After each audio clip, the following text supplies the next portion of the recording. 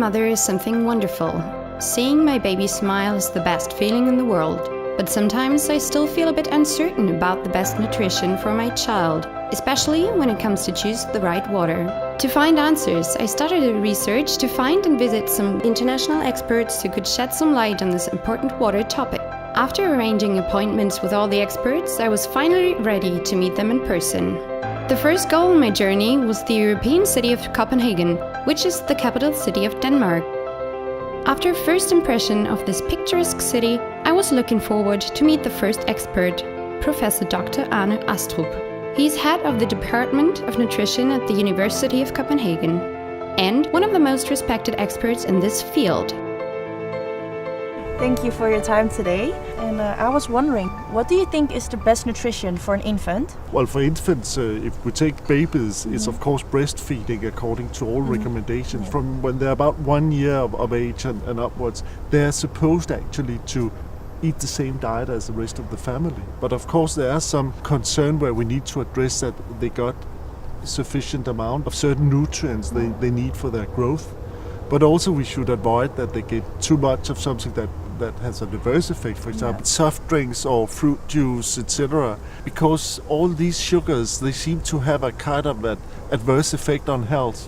First of all, you would see it as they tend to gain weight and become obese. But on top of that, they also it increases the blood pressure and your fat in your abdominal sides, etc. So it's probably increasing your risk of not only becoming obese, but also type 2 diabetes and cardiovascular disease. So therefore, generally we recommend that the best would be not to drink these beverages at all, or just do it occasionally every Sunday or so, as when I was a child, when we had a small one every Sunday. But instead it's much better to have either milk or water. Water is probably the best. And milk is a problem in Asia due to the lactose intolerance, etc. So it's really important to actually tell the parents and also the kids that if they are interested in their body weight and their body shape, and it's actually a bad idea if they want to keep a normal body weight to have too many soft drinks with sugar. And even the diet versions without sugar, for some of them, they have a quite high acid content, which is making erosions on their teeth. So natural water or mineral water is actually a very good choice to replace all these beverages. And if I start to giving my infant water to drink, at what age should I start? Well, I think from the age of 6 months, where you start to introduce porridge and fruit and something like that, you can also start to introduce some water in small sips, so the baby get used to also to drink something that is not mother's milk. And then when around year 1, the baby should essentially have the diet as the rest of the family. It means that just have water as the rest of the family. If I give my infant water to drink, do I need any special water for this? When you give water to your baby from 6 months and upwards, of course it needs to be clean and healthy and safe water you use for that purpose. I read a lot about TDS. Could you maybe tell me what TDS exactly is? TDS stands for total dissolved solids. Yeah, it's a kind of measure of how much solids there is dissolved in the water. It should not be too high, and maybe a value about 100 would be optimal. Thank you very much for your time. It's been very interesting and very helpful. It was a pleasure. The next stop was the European city of Milan, a lively metropolis located in the northern part of Italy. The expert I was going to meet there was Professor Dr. Montini, who is the president of the Italian Society of Pediatric Nephrology and professor at the Pediatric Department of the University of Milan. Well, thank you, Professor Montini, for having me here and answering all my questions. I have some questions about water. If I start to give my baby water to drink, how much does a baby actually drink on a daily basis? That's quite difficult to say because there are many data regarding adults and older children, but children within the first year of life is difficult. We usually say that the child needs quite a big amount of water, which is bigger than adults. The proportion is 1 to 4 or 5 than adults. And we usually say that the child needs something like as 100 ml of water each kilo of body. So generally speaking, we could say that at 6 months of life you will need something like 700 ml of water, and at 1 year of life you will need 900 or 1 liter of the water. Mineral water can be very healthy for adults. Is mineral water as well beneficial for the health of infants? It depends from the quantity of elements which are in the water. And the water has to be for children with a low TDS, which is of course lower than in adults. Adults can deal with a much higher TDS. Infants, they cannot deal with a high TDS because it's an excessive quantity of elements present in the water. As far as infants are concerned, it has to be low. That's the point. I read about it, but I was wondering, could you tell me what urine concentration is and what do the kidneys do? Oh, that's a very interesting topic to a nephrologist like me. Urine concentration depends from the quantity of water we drink and the quantity of solids we have to excrete with the urine. If we drink a lot of water, we usually produce very diluted urine. Urines are very clear. That's what we see every day. If we drink very little water, the production of urine is with very concentrated urine, and you can see very dark, very yellow urine. We can do that when we are adults, where our kidneys are working well. But infants have some difficulties to go to this extreme. They cannot concentrate urine very much. They need a lot of water to excrete the same quantity of solids than adults. The kidneys have to maintain what we say in a technical term in homeostasis, which is a sort of a situation where everything is kept under control. And if I eat a lot of salt, for example, my kidneys are able to excrete this salt with urine. They can deal with it. In infants, the kidneys can do this kind of job in a good way, but not in a perfect way, because they need time to perfectionate and to mature their job. Normal function is reached in children around 2 years of age. During the first 2 years of age, kidneys have to mature their function and to perfectionate what they do. So they cannot deal with an excessive amount of these elements, especially sodium, for example. That's why we need a low quantity of sodium in the water, which is generally suggested as a 20 milligram per liter of water. Well, thank you, Professor Montini, for sharing your knowledge and answering all my questions. It's been very helpful. Thank you. Thank you. That was amazing how Professor Montini explained the kidney functions to me.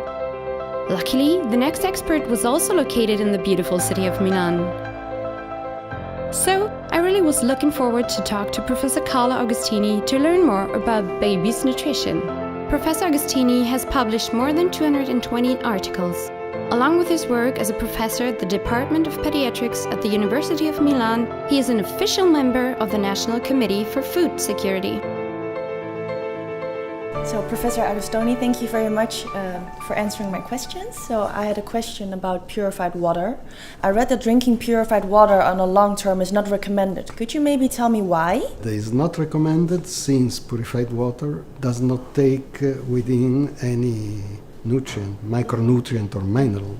Even if we suggest that the best would be a limited content of some minerals, they should be present, because there is a mandatory loss of these minerals through the kidney, because it is part of the life balance of our organism. So if we don't have an intake adequate with water and we lost just the part of water with all the minerals that don't come from water, we are in a negative balance. And also for the absorption is relevant, because some sodium, minimal amounts of sodium, is important to absorb better glucose, for instance. And also calcium enter in the gut in the balance with phosphorus, vitamin D, for have an ideal and optimal supply of calcium for bones. These minerals and microelements are very relevant for the balance of the contacts between cells and the nervous reactions and all the reactions leading to life. And if I give my baby water to drink, do you really think that sterilization is needed? More than needed, I think it is mandatory, because the baby in the first 2-3 months of life is particularly weak as far as reaction against infective agents, viruses, bacteria, because until 3 months the baby rely on the immune globulins of the mother. Yeah. So in this period, if he takes water, a liquid or anything else with a certain amount of bacteria, this bacteria could in the worst cases go to sepsis and death. The best way for sterilization for parents is heating, because clearly only if you raise the temperature up to 80.100 degrees you can reach the conditions for the optimal sterilization. Clearly this is needed for those who are formula fed, because for those who are breastfed they don't need this condition, and if they are thirsty they use a bottled water sterilized. So once I open a bottle of water, how long can I store it? How long should an open bottle be stored in the refrigerator for babies? It is suggested that it should not go over 48 hours, and to be in 1-2 days, maximum 2 days, as is the general recommendations for all the foods given to the baby, and not just water, all the foods, because beyond the 2 days it is believed that even the minimal amounts of bacteria kept under control by the temperature can start a process leading to higher levels and then to a damage to the infant. I see. Well, thank you very much for sharing your knowledge. Thank you. Have a nice day. After a short flight, I arrived at the impressive city of Vienna in Austria. The city appears highly interesting, but what interests me even more was my appointment with Professor Dr. Wolfgang Martin from the University of Vienna. He's the co-author of the Bundesgesetzblatt für die Republik Österreich and president of different nutrition academies across Europe. Thank you, Professor Markto, for having me today and answering all my questions. I was just wondering about my baby's health and the nutrition, so could you maybe explain to me why water is that much important for a human organism? Water is for several reasons of very great importance for our health and our organism. Up to 60% or even more in infants of our body weight is water. This water is distributed in our organism, in the blood vessels, in the cells, in the interstitium between the cells and the blood vessel. And water, containing a lot of minerals, have different functions.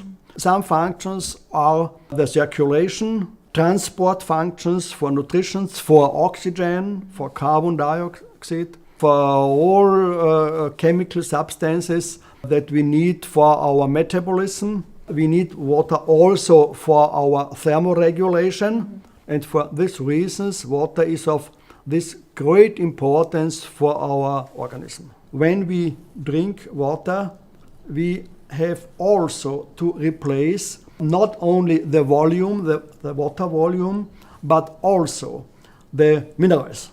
We lose minerals by sweating, we lose minerals by urine through the kidney and so on, and we have to replace it, and we can do it very well with drinking of mineralized water. So what do you think that water should be composed of to be safe for a baby's health? Drinking water should contain some minerals in moderate concentrations. What means these moderate concentrations? There are several upper limits for mineral contents in mineral water for babies.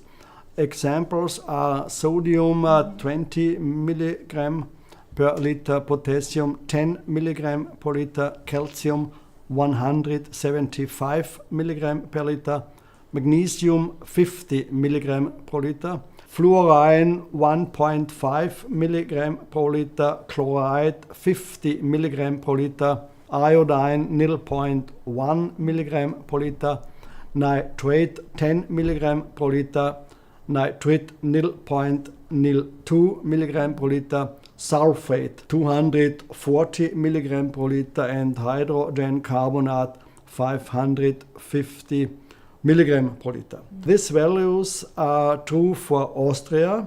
In French, by examples, some values are even lower. Examples are calcium with 100 milligram per liter, magnesium 40 milligram per liter, or fluorine with 0.5 milligram per liter. So during my research, I read a lot about TDS. Could you maybe tell me what TDS is? TDS stands for total dissolved solids. This means the sum of all minerals and other chemical constituents in a solution. And is there actually any recommendation for the total amount of dissolved solids in baby water? Yes, there is a recommendation for the total amount of dissolved solids. This value should not be too high. One reason for that is that the kidney of the infant is not fully developed. Infant is not able to excrete great amounts of solids, and therefore you should give only water with a moderate amount of total dissolved solids. A good value in this connection would be water with a somewhat lower content than 100 milligram per liter. Yeah, you've been very helpful, Mr. Professor. Thank you very much for everything. My next stopover was Norway, a country with one of the best healthcare systems worldwide. Its capital city, Oslo, is best known for the annual awarding of the Nobel Prize. Here, I had an appointment with Professor Ola Zaugstad, who is head of the Department for Maternal and Child Health at the Oslo University Hospital. He has published more than 400 articles and is a member of different worldwide research institutions.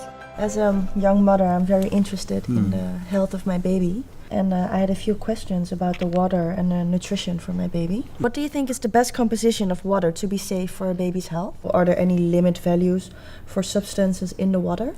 Yes, absolutely. So one problem with that is that many of these values are extrapolated from adult levels. We know that the sodium content should not be more than 20 milligram per liter. So there are limits for a number of substances. And to make it simple, it can be interpreted as the mineralization of the water. And it's recommended in infants that TDS should not be more than 100 milligram per liter. So do you think purified water is suitable for babies? No, purified water is not suitable because it has a low mineral content. And minerals are important for infants in order to grow and develop. So that's why purified water is not suitable for infants. Okay. What do you think are the most dangerous water pollutants for infants? I guess on a global scale it's microbes, coliform bacteria, but there are also heavy metals, there's cadmium, lead, copper, zinc, arsenic, and nitrate is, for instance, if your water is coming from a well in an agriculture area, there might be too high nitrate levels, which might be toxic, especially for small infants. You told me about heavy metals in water. How can heavy metals be unhealthy for a baby? They can harm your baby's health by injuring the brain. The so-called blood-brain barrier is not as mature in an infant as later in life, means that these heavy metals have easier access to the brain. And in addition, an infant, the first 6 months of life, will require 5 times more water per kilo than you and me. That means that the amount of heavy metals or other pollutions reaching the brain is much higher. And this can lead to brain injury and degenerative brain injury in these babies. So it is important to know that the levels of these heavy metals is not high. Thank you very much for your time and for answering my questions. It's been very helpful. Thank you. I hope I could be some help. It's been a pleasure, and I wish you good luck with your baby. Thank you. Meeting all those experts was a really great opportunity to expand my knowledge about baby nutrition and especially about the right use of water for my baby. I hope I could share this expert's knowledge with every mother who's interested in a healthy and balanced nutrition for her baby. Drink healthy, stay healthy. An initiative for better and healthier nutrition for infants.